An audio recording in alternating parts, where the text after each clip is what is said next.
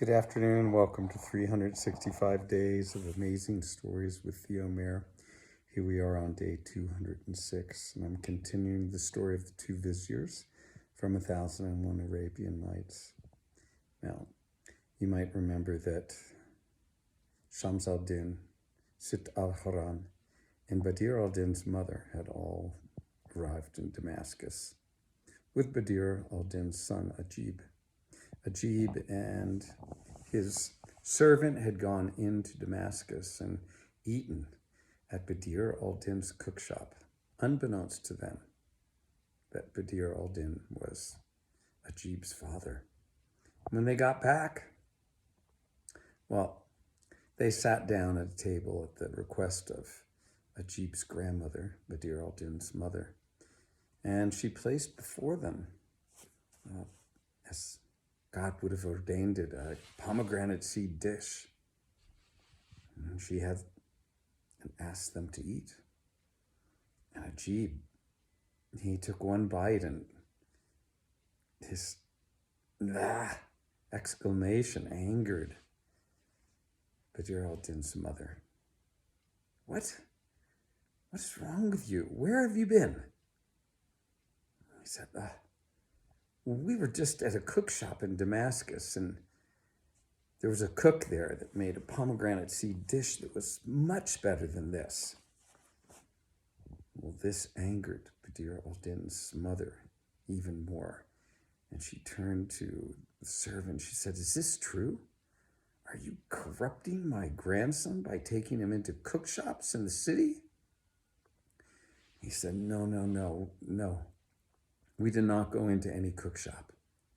Ajib said, "He is lying. We did go into a cook shop. And the cook, he prepared a pomegranate dish that is far better than yours, far tastier. Its aroma alone would excite the heart. It was so delicious.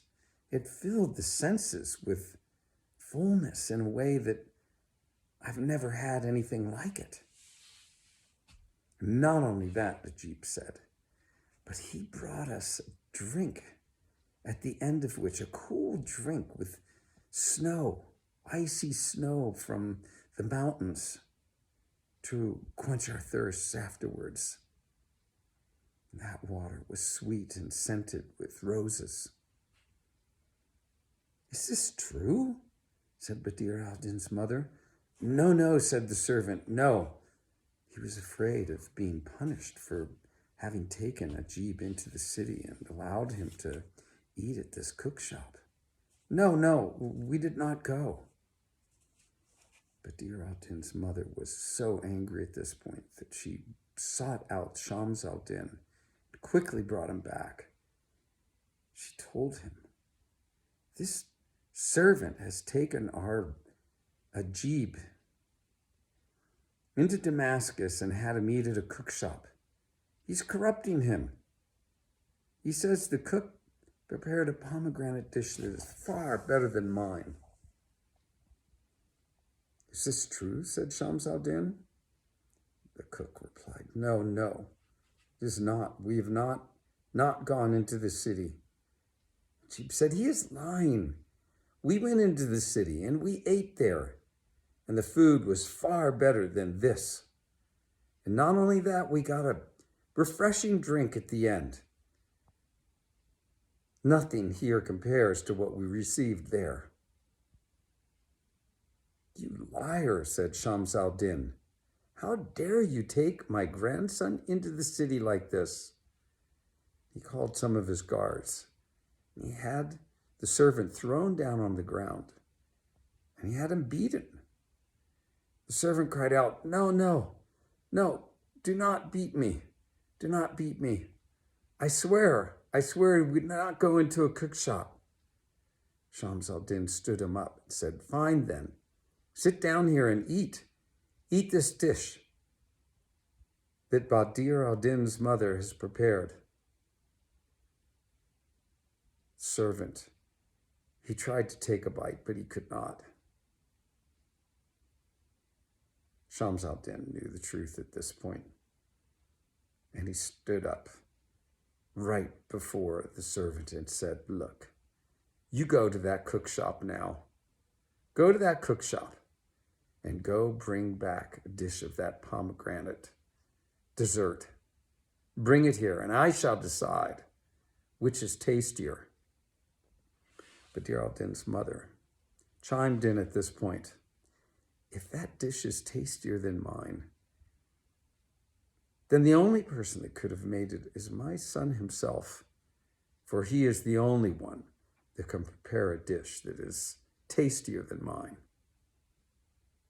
"Go," she said to the servant. "Bring us back some of that dish." Well, the servant, I can tell you, he went out of there running.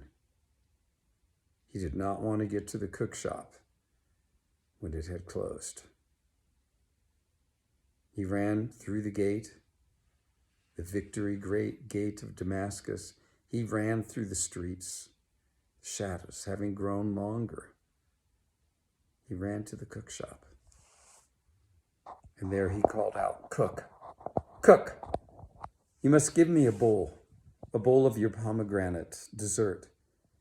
I must bring it back, for I've been sorely beaten for having eaten of your food. And now I'm to bring it back to see whether it is your dish that is tastier or the grandmother of my charge. I have taken quite a beating," he said.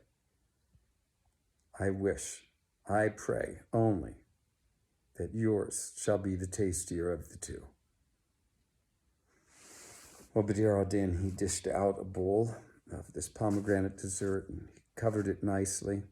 He made sure he picked out the most delicious part of the dish that he had made and covered the bowl, and he gave it back to the servant, who left, now walking as quickly as he could, so as not to be upset on his way or to upset the bowl either.